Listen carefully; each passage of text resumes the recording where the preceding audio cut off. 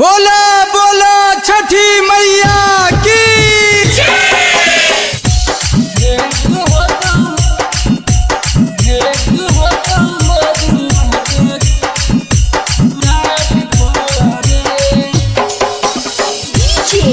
Abhijit presented by Tihu Music Darbhanga।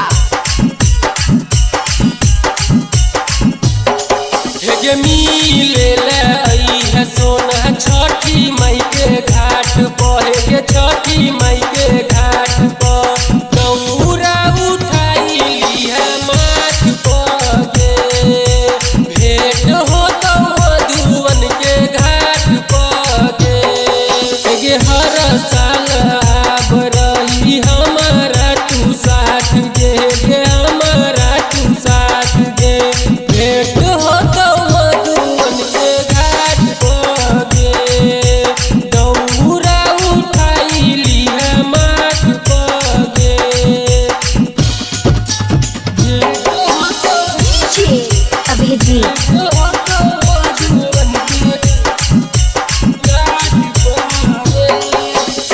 Recording by Tihu Music Darbhanga।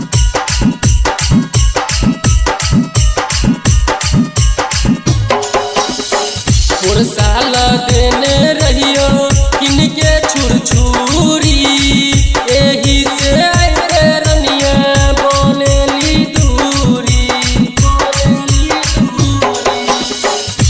साल देने